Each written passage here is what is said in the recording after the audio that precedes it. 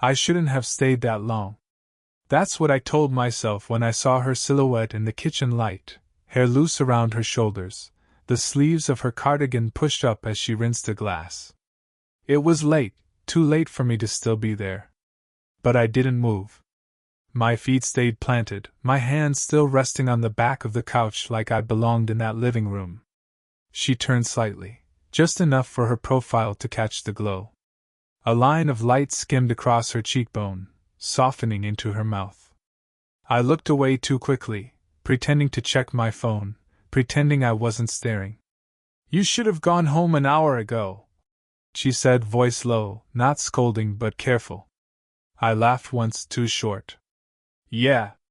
I know." But neither of us pushed it further. The room was quiet in a way that made every small sound louder: the hum of the fridge, the tick of the clock, even the scrape of my thumb over the phone screen. She dried her hands slowly, like she was buying time. I kept glancing up when I thought she wasn't looking, only to find her already meeting my eyes. Each time, I looked away first. I didn't mean to notice the way she leaned against the counter, arms crossed but not defensive. Her eyes softened for a moment, then sharpened again like she'd caught herself slipping. "You remind me of trouble," she said finally. It was half a joke, but her voice caught just slightly at the end. I tried to smile. "Good trouble or bad?" Her mouth curved then flattened. "The kind I should avoid." The air between us felt heavier after that, like she'd opened a door and slammed it shut in the same breath. I wanted to say something, anything, but words kept tangling in my throat. Instead, I rubbed the back of my neck, staring down at the floor. My chest ached with a pressure I didn't have a name for. When I finally looked up, she was closer. Not right in front of me, but close enough that I could see the faint tiredness under her eyes, the faint tremor in her hand as she tucked hair behind her ear. Close enough that my pulse tripped over itself. "You should go," she whispered, though she didn't move back. I nodded, but my body didn't follow. My hand tightened on the couch, then loosened. I could feel the moment stretching thin between us, fragile, waiting to break. She sighed, shaking her head at herself, not at me. "This is wrong," she said, quiet, like she was reminding herself more than warning me. And then, her fingers brushed mine. Not by accident, not the way people bump hands in passing. It was soft, tentative, but deliberate.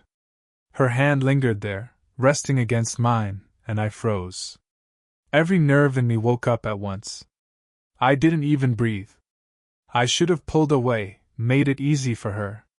But my hand stayed exactly where it was, still, warm, holding that single point of contact like it was all I needed. Her eyes flicked to mine. For a second, it looked like she might speak again. Instead, she just let out the faintest laugh, half disbelief, half surrender, and tightened her fingers, just barely, around mine. And then the doorbell rang. The sound of the doorbell faded, but the echo it left in the room stayed sharp. She pulled her hand back quickly, almost like it burned her, and I stepped aside, pretending it didn't matter. It was just a delivery, some package left on the porch.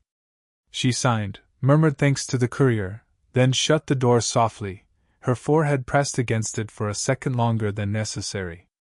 I didn't say anything.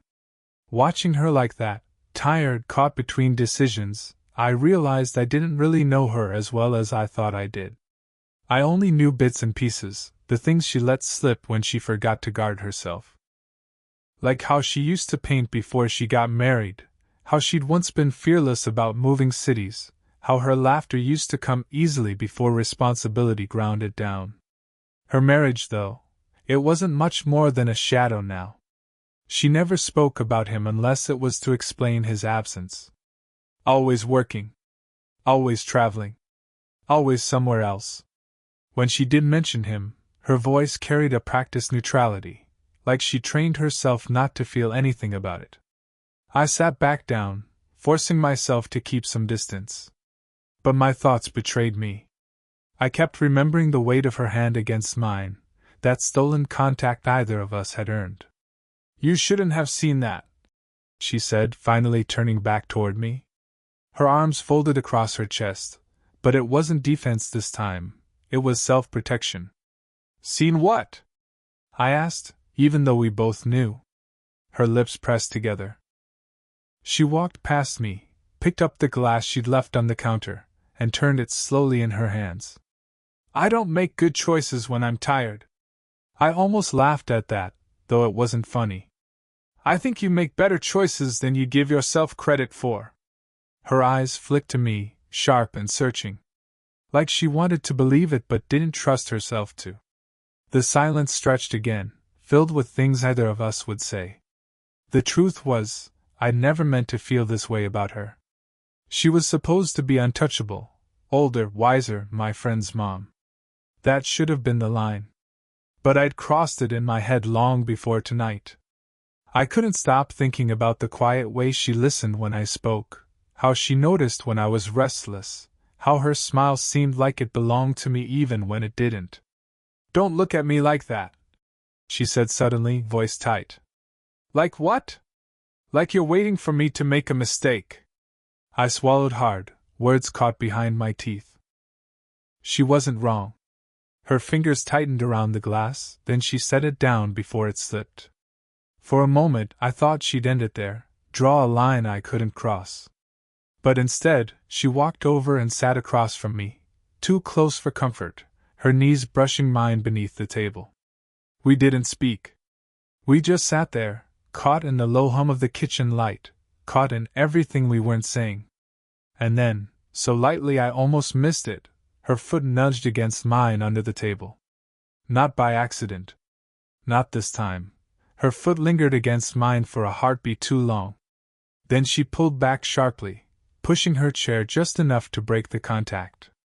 "We can't," she started, but the sound of keys rattling outside cut her off. We froze. The front door swung open. Her husband stepped inside, shoulders slouched, jacket half off.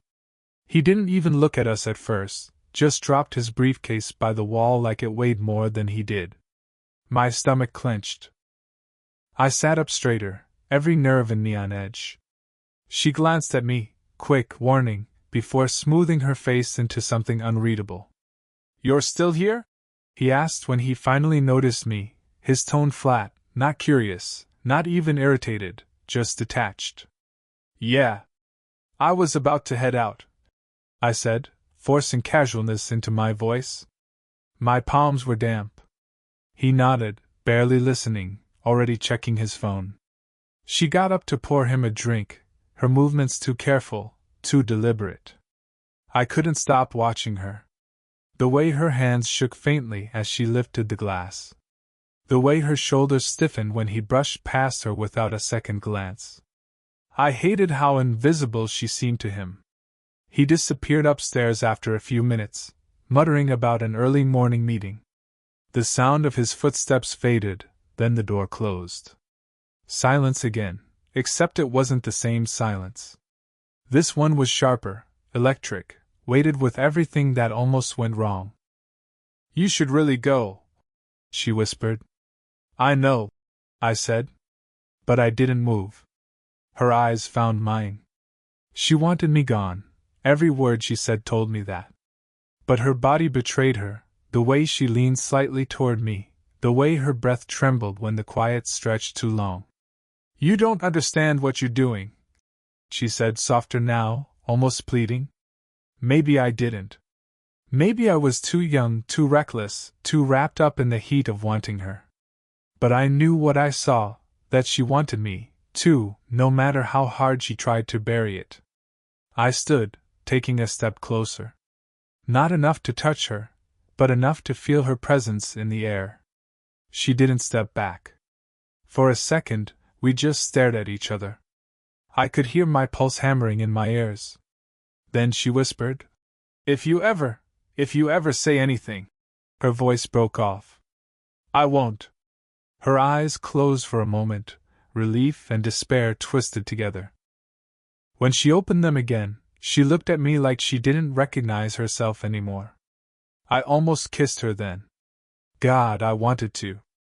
My hand twitched at my side, aching to reach for hers again. But footsteps creaked above us, reminding me that the house wasn't empty. So instead I whispered, "Then let me stay a little longer." Her lips parted. She didn't answer. But she didn't tell me no either. I thought the silence after he went upstairs would ease with time. But it didn't. It only pressed harder, filling every corner of the room, crowding the space between us until I couldn't sit still anymore. She busied herself with the dishes, sleeves damp from the sink, avoiding my eyes. I leaned against the counter, close enough to feel the heat of her presence. My chest was tight, words fighting their way up but getting stuck in my throat. Finally, I broke.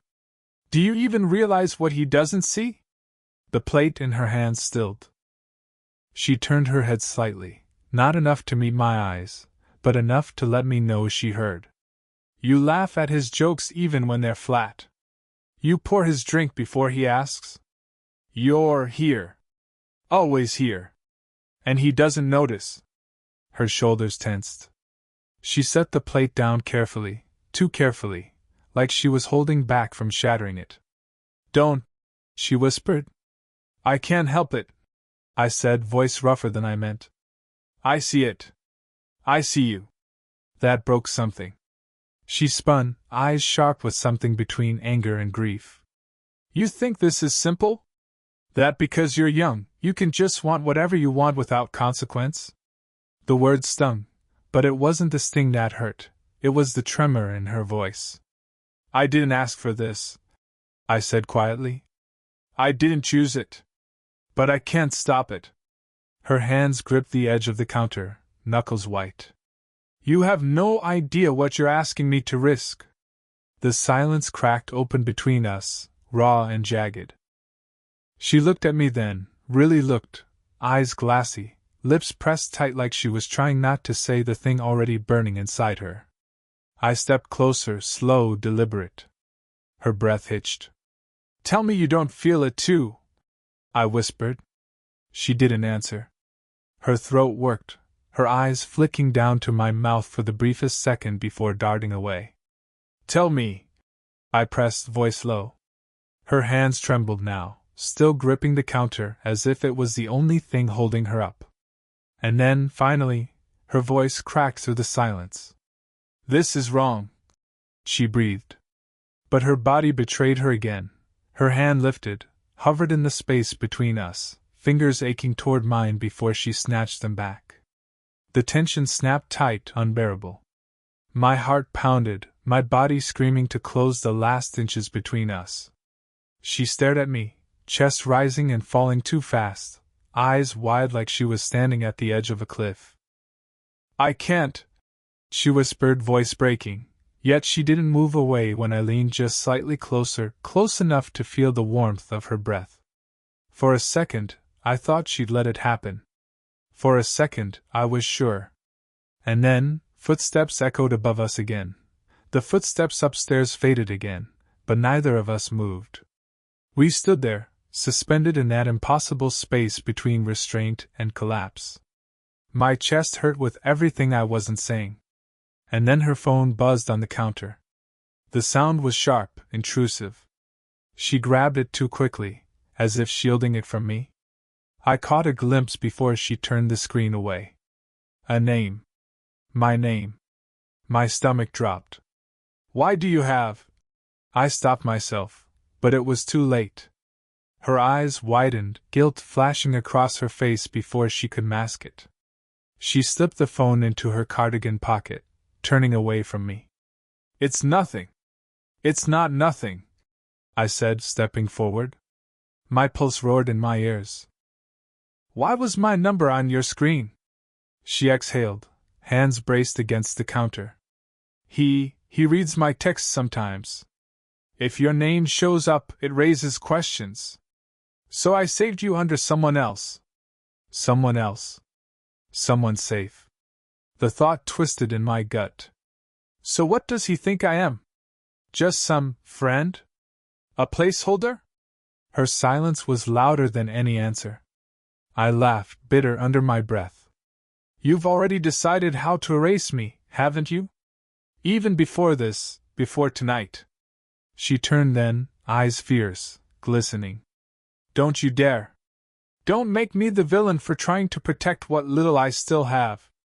Her voice cracked on the last word, and suddenly I saw it.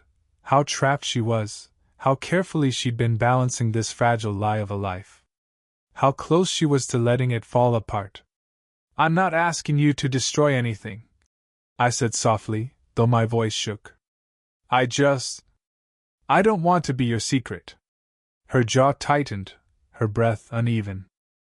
She stared at me like I was both salvation and ruin. You don't understand, she whispered. If he knew, if anyone knew. The sound of the front door opening again sliced through her words. Not upstairs this time. Right behind us. We froze. Her husband stepped back in, keys jingling, muttering something about forgetting a file in his briefcase. His eyes flicked from me to her, then to the tension hanging thick in the air. His brow furrowed, suspicious but not yet certain. I thought you'd left, he said to me. I forced a tight smile. Yeah. I was just about to. Her hands curled into fists at her sides, hidden behind the counter. She didn't look at me. Not once. I walked past him, every muscle stiff, my chest caving with the weight of what had just been revealed. At the door, I glanced back.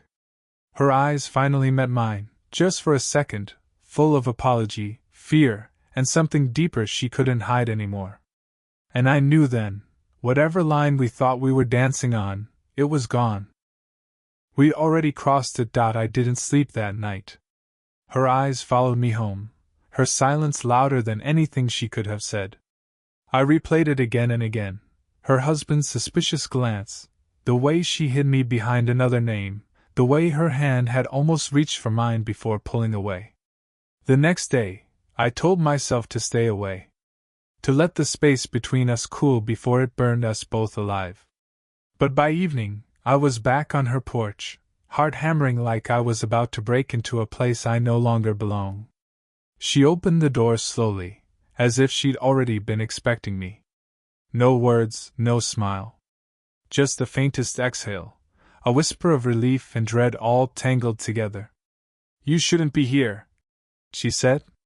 I know, I replied. And I stepped inside anyway. The house was too quiet. He wasn't home yet. She closed the door, her back against it, eyes locked on mine. For once, she didn't move to create distance. I can't keep doing this, she whispered. Her voice was fragile, raw, stripped of all the practiced control I'd come to expect. Then don't, I said. Don't keep pretending you don't want this. Her eyes glistened, and she shook her head, almost laughing at the impossibility of it. You're too young. I'm too, everything else. This ends badly, no matter what. I swallowed hard. My hands ached to touch her, but I stayed still. Maybe it ends badly. Maybe it doesn't. But at least it ends real. Not invisible. Not erased. She pressed her palms against her temples, like she could push the thoughts away. You don't know what you're asking me to give up. I'm not asking you to give up, I said. I'm asking you to choose. Just once. Choose me or don't. But stop hiding. The words hung heavy between us. She stared at me, chest rising fast, lips parted as if she might speak and couldn't. Her hand trembled at her side before she lifted it, slowly, like the movement cost her everything. When her fingers brushed my face, my breath caught. Her touch was hesitant, almost reverent, like she was memorizing something she had no right to keep. This is wrong, she said again, voice breaking. But this time, her hand stayed. I leaned into her palm. My eyes closed. And for a moment, nothing else existed, not her husband, not the risk, not the years between us. Just her. She stepped closer, so close I could feel her heartbeat thrumming against me. Our foreheads touched, a fragile collision, An unspoken confession. And then she whispered, almost too soft to hear, "I can't lose myself again." I opened my eyes, met hers. "Then don't. Find yourself in me." Her lips parted, trembling, inches from mine. The air between us pulsed with everything we'd been holding back. And that's where the sound of the garage door opening split the moment in half. The rumble of the garage door shook through the walls. She stepped back fast, her hand leaving my face, leaving me cold. I froze, caught between running and staying, between everything I wanted and everything that could ruin us. Her husband's footsteps came next, slow, tired, the sound of shoes dragged across the floor. She pressed a finger to her lips, eyes wide, pleading. I nodded, but inside, something broke. I couldn't live in whispers anymore. Not in shadows. He passed through the kitchen without much more than a nod, muttering about paperwork, about late dinners, about things that didn't matter. She answered him softly, every word polished and practiced, like a script she'd been reading for years. When he disappeared upstairs, the silence between us stretched again, but this time it felt unbearable. "I can't," she whispered, almost to herself. "I can't keep splitting myself in two." "Then stop," I said. My voice was steady, though my chest was shaking. "Stop pretending with him. Stop hiding with me. Choose." Her eyes shone, but she didn't cry. She'd built too many walls for tears. "You don't understand what I'll lose." I took a step closer, my voice softer now. "Maybe you'll lose him. Maybe you'll lose the safety of what's familiar. But if you stay, you'll lose yourself. And that's worse." Her hand found the back of a chair, gripping it like an anchor. For a long moment, she said nothing. The clock ticked. My pulse thundered. Then, slowly, she let go. She crossed the space between us, every step heavy, deliberate, like she was walking against gravity. When she reached me, she didn't speak. She just took my hand. Not a brush, not a mistake, she took it firm, certain. "This is wrong," she whispered, voice shaking. But this time, she didn't let go. And in that touch, everything shifted. She wasn't hiding anymore. She wasn't apologizing. She was choosing. I squeezed her hand back, words caught in my throat. For the first time, I didn't feel like a secret. Upstairs, a door closed. Life would get complicated, messy, maybe unbearable. But in that moment, with her hand in mine, I knew something else. It was real. Not perfect. Not safe. But real. We stood there in silence, two people who had finally stopped pretending. And that's where I'll leave it with you. Did you enjoy the story?